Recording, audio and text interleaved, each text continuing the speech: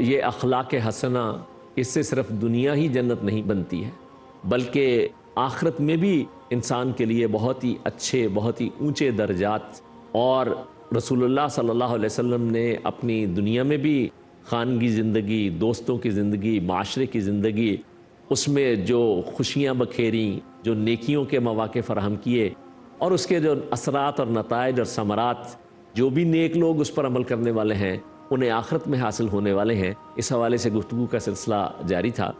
قاری صاحب، میں چاہوں گا کہ یہ جنت میں جو اس کے نتیجے میں جو مراتب اور درجات اللہ سبحانہ وتعالیٰ اپنے فضل سے عطا فرمانے والے ہیں، تھوڑے سا اس کا بھی تذکرہ ہو جائے۔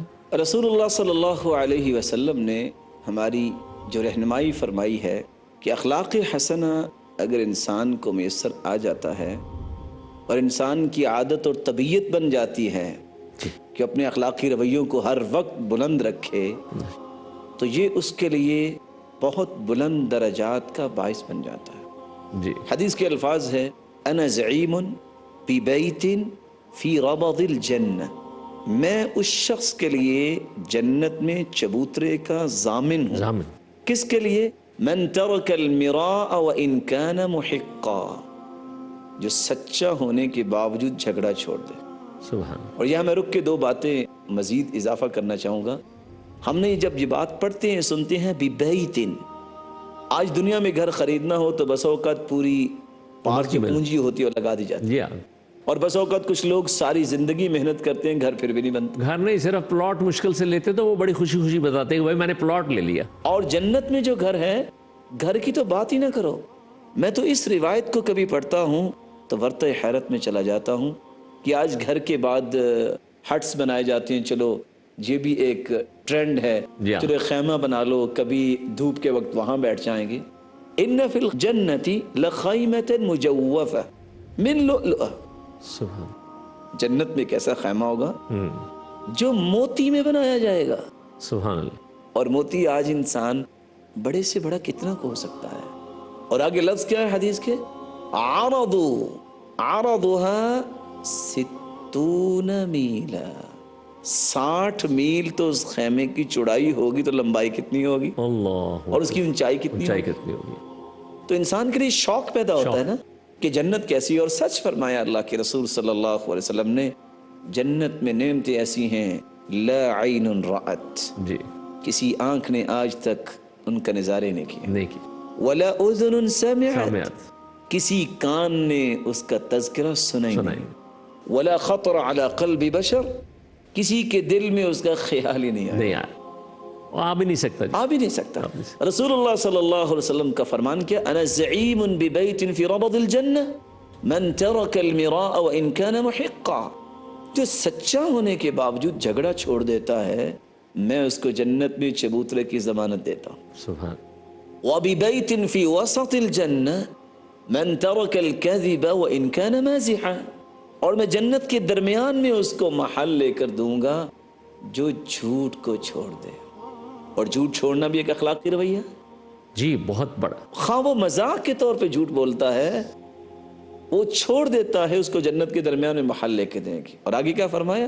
وَبِبَيْتٍ فِي أَعْلَى الْجَنَّةِ مَنْ حَسَّنَ خُلُقَهُ، اور جو شخص اپنے اخلاق کو اچھا کر لے، میں جنت کے بالا خانے اس کو لے کر دوں۔ سبحان، سبحان، جنت کے بارے میں اللہ کے رسول صلی اللہ علیہ وسلم کا فرمان ہے نا، کچھ جنتیوں کا مقام اتنا بلند ہوگا کالکوکب الدری، جس طرح آج ہم زمین پہ بیٹھے آسمان کی طرف دیکھتے ہیں تو ستاروں کو دیکھتے ہیں، بعض لوگوں کا مقام اتنا بلند ہوگا۔ سبحان، تو حسن اخلاق انسان کو ایسا بلند مقام دلائے گا جو کم از کم انسانیت کے سوچوں میں اس کا احاطہ نہیں ہو سکتا۔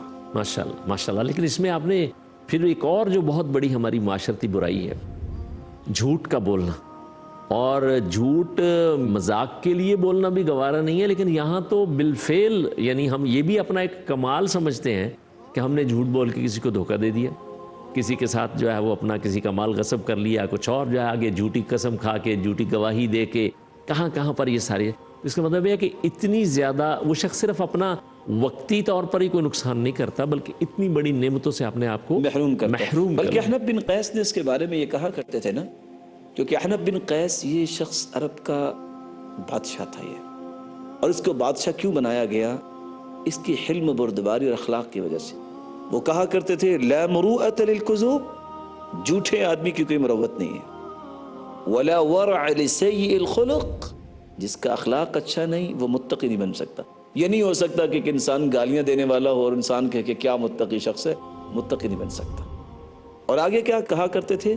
ولا سؤدد للبخیل، بخیلی کرنے والا کبھی سردار نہیں بن سکتا۔ رسول اللہ صلی اللہ علیہ وسلم نے یہ سارے کے سارے پہلو سکھائے ہیں جو امت کو، یہ اس کی بلندی کے لیے سکھائے ہیں۔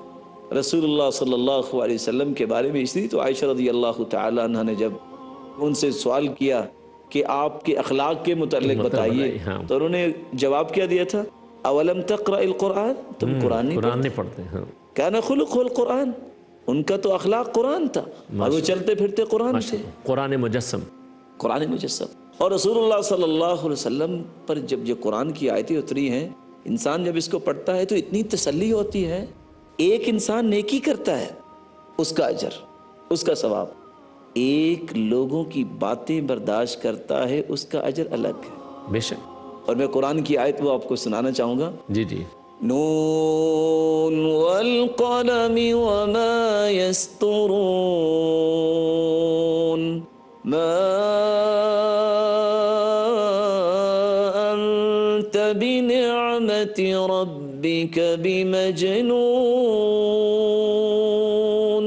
وإن لك لأجرا غير ممنون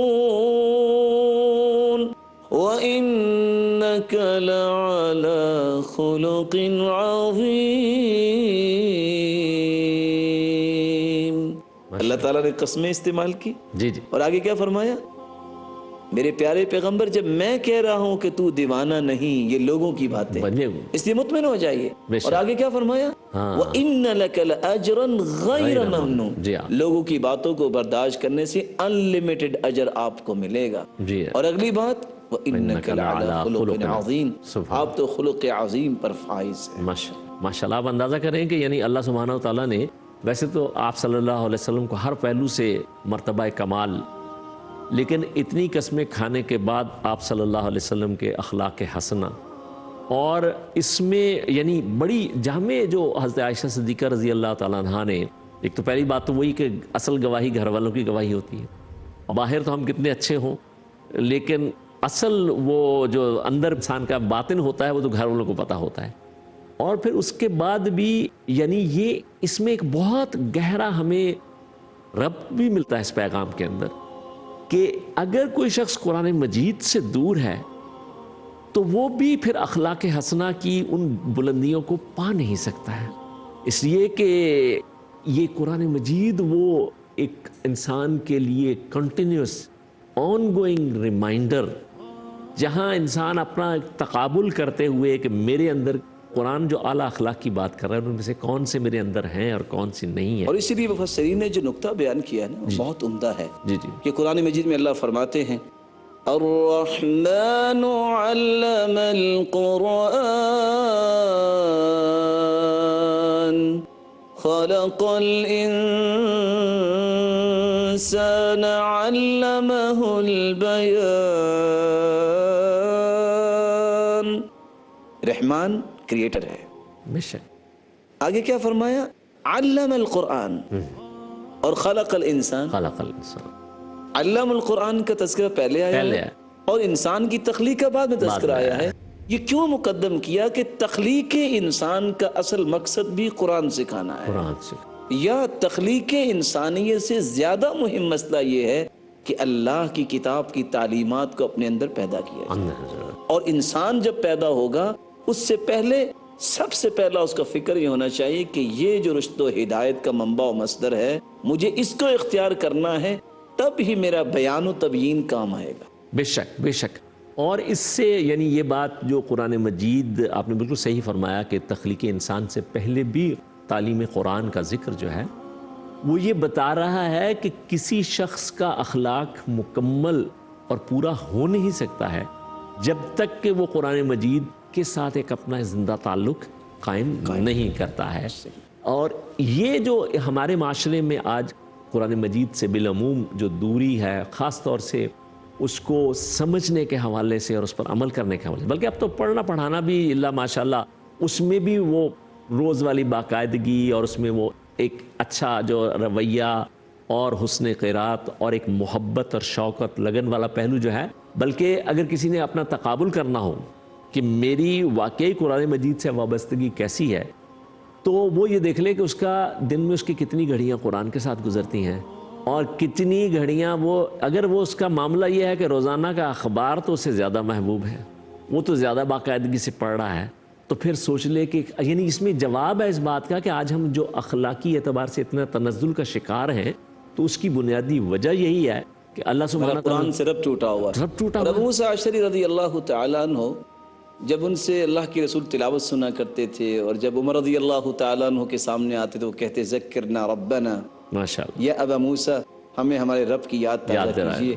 تو وہ ایک دن کیا کہہ رہے تھے؟ انی لاستحی اللہ انظر فی عہد ربی فی اليوم مرہ، مجھے شرم محسوس ہوتی ہے کہ میری زندگی کا ایک دن گزر جائے اور میں نے اپنے رب کی کلام کو پڑھا ہی نہ ہو۔ سبحان اللہ، سبحان اللہ، یعنی اصل خوراک جو ہے، جا روحانی غذا جو میں نے لی نہ ہو۔ اور لینا بے شک بے شک۔ تو ماشاءاللہ ناظرین کرام، جیسا کہ آپ کے سامنے یہ بات واضح ہوئی کہ یہ جو اخلاق حسنہ جو دنیا میں بھی ہمارے لیے ایک خیر کا، بھلائی کا، معاشرے کے اندر بھی امن و سکون اور چین کا، اور آخرت میں بھی ترقی درجات کا ذریعہ ہے، اس میں ہمارے محترم قاری صاحب نے بہت ہی خوبصورت انداز سے اس کو واضح فرمایا ہے کہ بھائی یہ اس کو حاصل کرنے کے لیے جہاں ہمیں رسول اللہ صلی اللہ علیہ وسلم کے ارشادات عالیہ کو حرز جام بنانا ہے، وہاں اس کا ایک پریکٹیکل طریقہ کہ جس میں ہم ان چیزوں کو ایبزارب کر سکیں، اپنے اندر جذب کر سکیں، وہ ہے قرآن مجید سے ایک زندہ تعلق قائم کرنا۔ اللہ سبحانہ و تعالیٰ سے دعا ہے کہ اللہ تعالیٰ ہمیں اس کی توفیق عطا فرمائے۔